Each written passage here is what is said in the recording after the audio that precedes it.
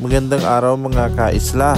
Ngayong araw ay maglalakbay naman kami. Pupuntahan namin ang kabila ng Babuyan Claro. May isang malaking bangka nga na ibababa daw dito sa Pampang at ngayong unang pagkakataon ay paaandarin nila ng matagal ang bangkang yon. Ito ay tinatawag nilang Bulso. Shout out po doon sa may-ari ng bangkang Jelani at pa rin na rin po lahat ng mga kasamahan namin pumunta doon sa destinasyon namin ngayong araw. Dahil napakaganda nga ang weather ngayon, ay naglakbay kami at lilibutin namin ang buong isla ng Babuyan Claro. Marami kami at kung hindi ako nagkakamali ay mahigit 20 kami nakatao. Pagkalipas ng mahaba-habang biyahe ay nakarating na nga kami at unti-unti na paisa-isa na ang pababa dyan sa Pampang patungo doon sa destinasyong aming pupuntahan. What's up mga ka-isla, for today's vlog ay panibagong episode na naman ng ating adventure dito sa Babuyan Claro. Ngayon guys, kaliligo ko lang, nandito tayo ngayon sa tinatawag nilang Rock Waranum na ibig sabihin ay malaking ilog. Dito yan na matatagpuan sa likod ng bahagi ng Babuyan Claro Island. So nakikita nyo naman po dito sa aking paligid, ipapakita ko sa inyo ang ganda ng tinatawag nilang Rock Waranum.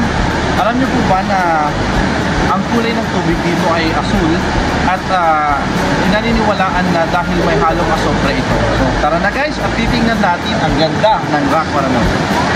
Let's go! Asul na asul ang tubig mga kaisla at ayon sa aking nabasa, napag-alaman ko na hindi ligtas ang pagligo sa mga ganitong itsura ng tubig sapagkat maaaring ang nagbibigay ng kulay ng tubig na asul na yan ay mga dissolved minerals na nanggaling sa bulkan. Subalit dahil nga baguhan nga kami sa lugar na yan ay hindi namin alam ang mga bagay na to. Kaya't nung naligo ang lahat ay naligo na rin po kami.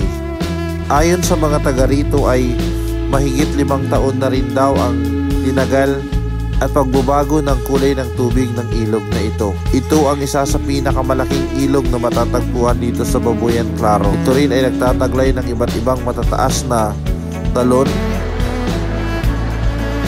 Beautiful, extraordinary yung river na to.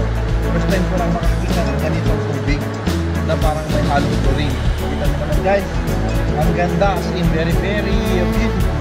Kung titingnan ito sa malayuan ay tila ba isang tubig ng swimming pool. Subalit makikita mo naman na napakaraming mga nabubuhay pa rin sa tubig na ito.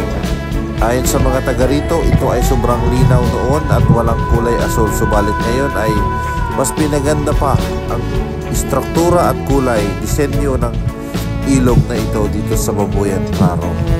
Tuwing summer, ito ang dinarayo ng lahat at pinupuntahan. So that's all. Thank you for watching.